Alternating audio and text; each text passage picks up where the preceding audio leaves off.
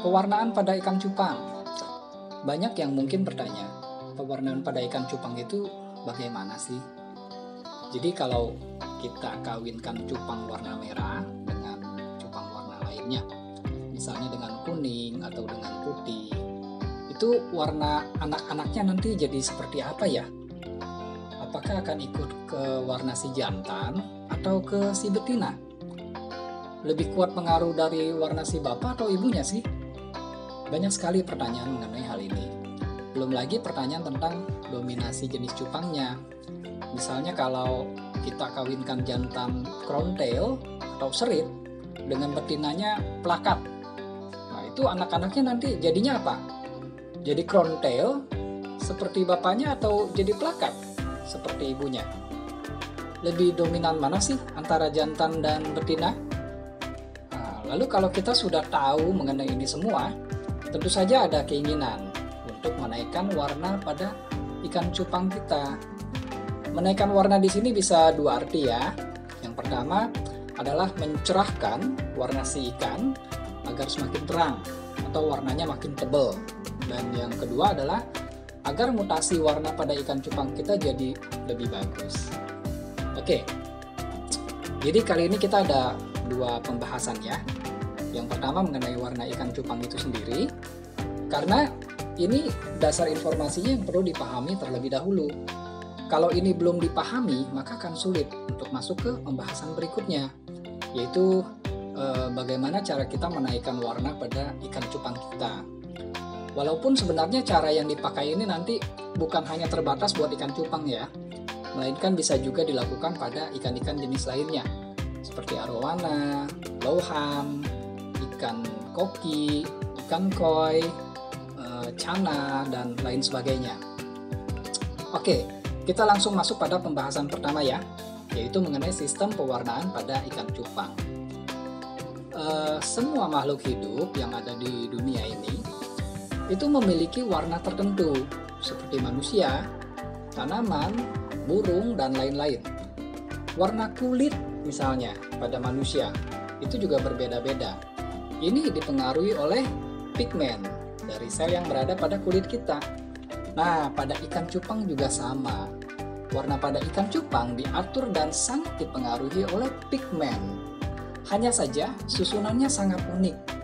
Karena pigmen pada ikan cupang itu ternyata terdiri dari 5 lapisan, atau yang kita sebut sebagai layer. Layer ini bertumpuk-tumpuk dari paling atas sampai paling bawah. Dan urutannya adalah sebagai berikut. Paling atas adalah layer yang paling keras, yaitu layer dragon, metalik, dan opak, atau yang disebut platinum. Tapi nggak semua ikan cupang punya layer keras ini. Itu sebabnya nggak semua ikan cupang bisa disebut dragon scale, atau nggak semua ikan cupang bisa punya warna metalik. Dan nggak semua ikan cupang bisa dapat warna putih sempurna yang disebut sebagai white platinum atau opak.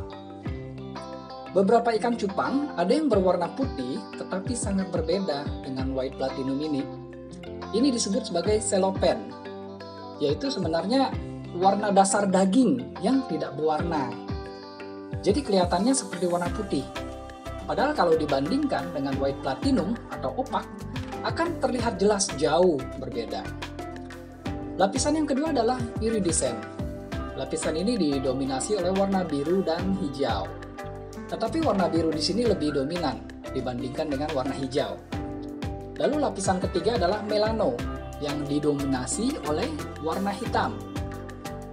Kemudian lapisan keempat disebut erythrophores yang didominasi oleh warna merah.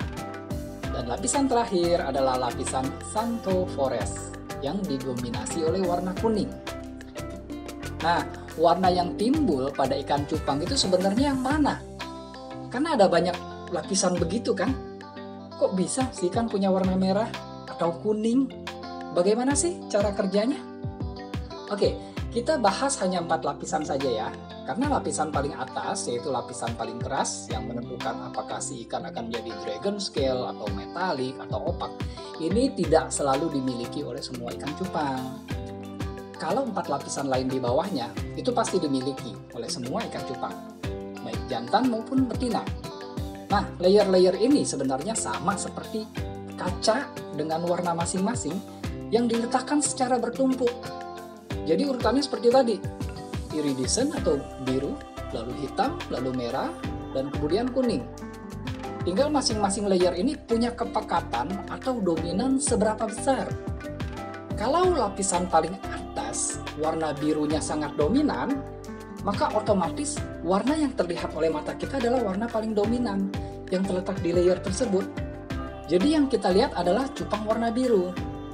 Kemudian otomatis layer pendukung di bawahnya, yaitu layer melano atau hitam, bila layer hitam ini juga dominan atau sangat kuat, maka warna biru yang terjadi adalah biru tua. Demikian juga sebaliknya. Kalau layer hitamnya kurang kuat, maka warna yang terjadi adalah biru muda.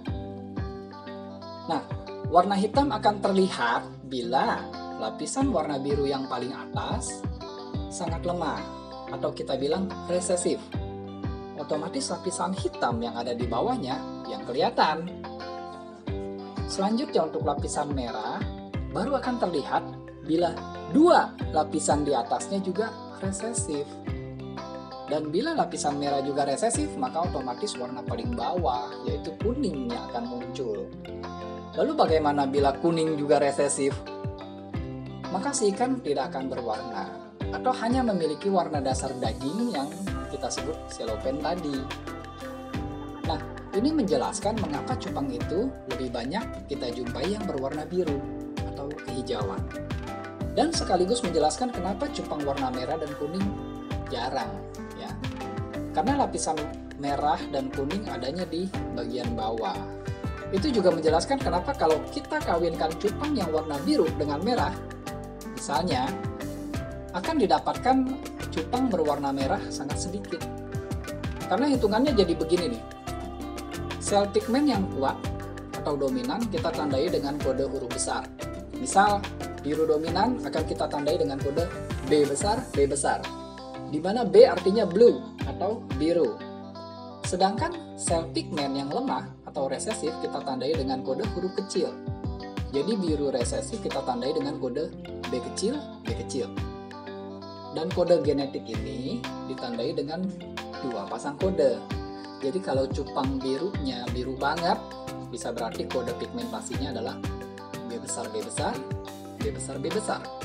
Sedangkan bila birunya agak pudar, kodenya jadi B besar B kecil, pasangannya B besar B kecil.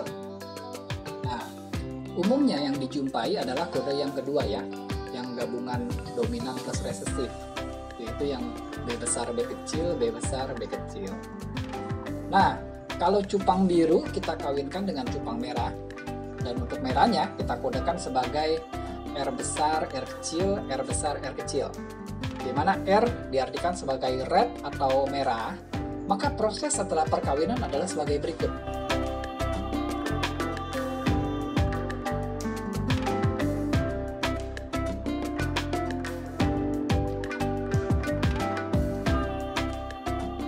Nah, dari sini kita bisa lihat bahwa semua anakannya akan jadi campuran biru kemerahan dan merah kebiruan. Sama aja sih sebetulnya. Cuma karena layer merah ada di bawah, yaitu di lapisan nomor 3 ya. Sedangkan layer biru berada di lapisan paling atas atau nomor 1, maka kemungkinan besar yang terjadi adalah biru kemerahan, bukan merah kebiruan. Terus nggak ada cupang warna biru atau warna merah saja satupun? Ya, kalau kasusnya seperti di atas, maka tidak akan terjadi. Kecuali yang kita kawinkan adalah yang kelas dominan. Misalnya super blue dikawinkan dengan super red.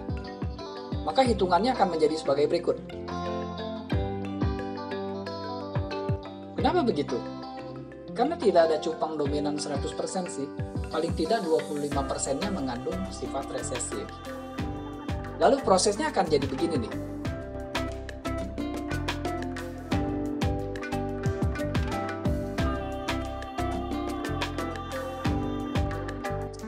Yang tengah ini sama saja ya, biru campur kemerahan atau merah campur kebiruan, ya dia juga.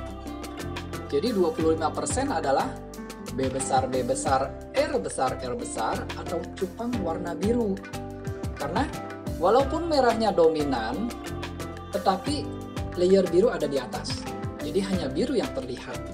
Merahnya tidak terlihat sama sekali. Kemudian 50% adalah campuran biru merah. Dan 25% lagi adalah R besar, B besar, B besar. Adalah tetap cupang berwarna biru. Karena sama seperti sebelumnya, walaupun merahnya dominan, tetapi merah ada di layer bawah. Jadi birunya yang kelihatan. Nah, kalian bisa eksperimen untuk melihat rasio persentase warna anakan apabila mengawinkan ikan cupang kalian nanti ya. Oke, jadi jelas ya mengenai sistem pewarnaan pada ikan cupang. Sekarang kita lanjut ke sharing berikutnya, yaitu bagaimana menaikkan warna pada ikan cupang. Banyak artikel yang membahas mengenai bagaimana cara menaikkan warna ikan dengan cara-cara seperti menjaga kualitas air, pemberian makanan yang bergizi tinggi, menggunakan daun ketapang, rajin mengganti air, dan lain-lain sebagainya. Sebenarnya hal ini tidak salah, tetapi juga tidak 100% benar. Kenapa? Karena yang diuraikan tersebut adalah lebih kepada menjaga kesehatan dan kondisi si ikan tersebut. Jadi kalau si ikan senang dan sehat, ya otomatis warnanya juga akan bagus sih. Jadi tips yang paling mendekati dari cara-cara umum di atas adalah pada makanannya. Karena ini juga sudah dilakukan cukup lama oleh para breeder dan para penjual ikan di toko-toko ikan. Pernah heran nggak kalau kita beli ikan di toko ikan? Misalnya gini, kita belanja ikan diskas di area pertokoan ikan. Waktu lihat di sana dan waktu baru beli, warna ikannya kelihatannya cakep bener. Dan begitu kita beli, kira-kira nggak sampai sebulan di rumah kita, rasanya kok ikannya kurang menarik. Atau merasa seperti ada sesuatu yang beda. Kita nggak tahu apa tepatnya, tetapi kita sadar ada sedikit yang berbeda dengan ikan kita di rumah. Yaitu ikan ini tidak semenarik pada saat waktu kita pilih dan beli di toko. Nah, kalau Anda pernah merasakan hal seperti itu, hal yang terjadi sebenarnya adalah pada warna si ikan. Jadi waktu di toko itu ya, waktu kita pilih sampai akhirnya kita beli, ikannya keren banget, warnanya cakep banget. Makanya akhirnya kita pilih dan kita bawa pulang kan. Tetapi warnanya ini secara perlahan sudah tidak sama dengan warna semula. Pudar perlahan-lahan. Nah ini kenapa? Ini karena mereka di tempat asalnya diberikan pakan buatan olahan sendiri yang mampu menaikkan warna pada ikan mereka. Maka penampilannya jadi sangat menarik. Sementara waktu kita beli ya, di rumah kita cuma kasih makanan seperti pelet atau pakan hidup atau pakan beku lain yang standar. Ya otomatis gak ada lagi yang menunjang warna mereka supaya cerah. Jadi kembali ke warna asal mereka. Jadi hal ini sebenarnya sudah lama dilakukan oleh para pedagang ikan hias, juga para breeder. Bahan-bahan yang dibutuhkan adalah sebagai berikut. Pertama pelet. Kemudian yang kedua adalah pewarna tambahan seperti karopil dan spirulina. Kemudian yang ketiga adalah wadah dan pengering ya. Jadi kalau pelet ini disesuaikan ya.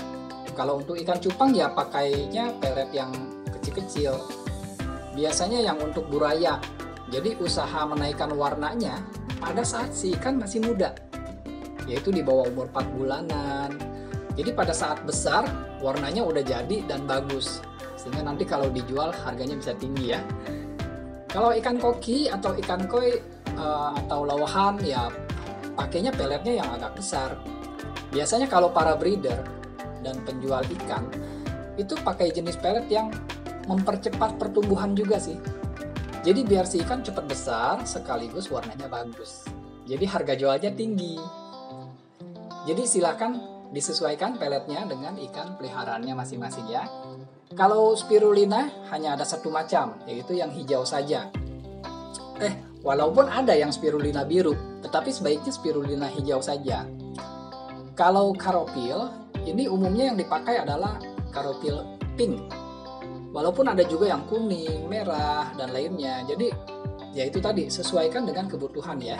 Maunya naikkan warna apa. Terus untuk takarannya, sebenarnya tidak ada standarnya sih.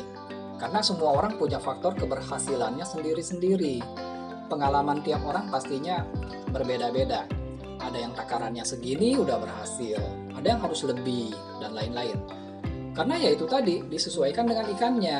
Besar kecilnya si ikan, jumlahnya ada berapa. Yang pasti waktu bikinnya jangan banyak-banyak dulu. Karena racikan ini tetap ada kelemahannya. Yaitu karena kita tidak pakai pengawet, jadi rawan berjamur atau rusak. Itu sebabnya bikinnya jangan banyak-banyak. Bikin sesuai kebutuhan. Misal untuk 3 hari habis. Setelah itu bikin lagi. Jangan sekaligus bikin buat persediaan sebulan.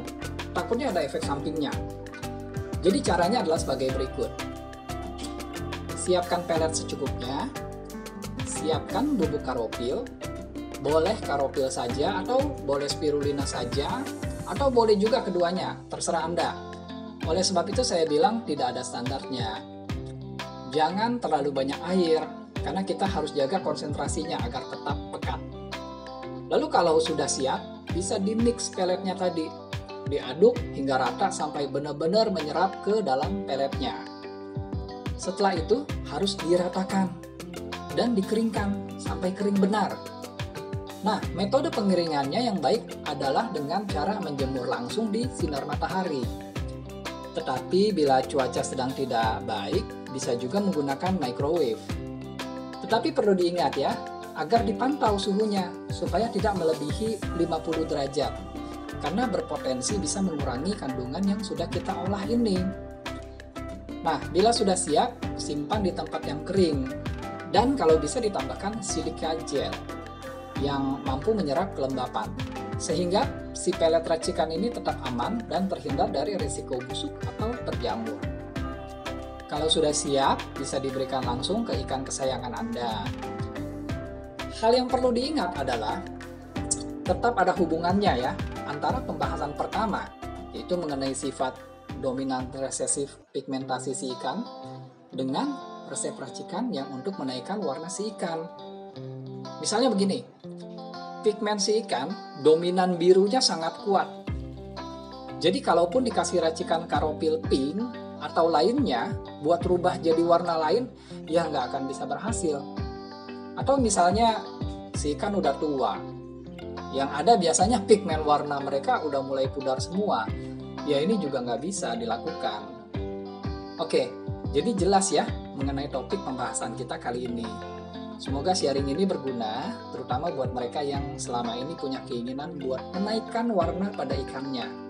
Semoga berhasil, semoga ikannya semakin cakep, dan ingat, hindari pelet berkualitas jelek, pewarna yang bukan food grade, dan perhatikan kekeringan dan cara penyimpanannya agar jangan sampai busuk atau berjamur sehingga malah membahayakan buat ikan kita. Oke, terima kasih ya sudah menonton. Sampai jumpa di video sharing berikutnya. Salam Aquaris.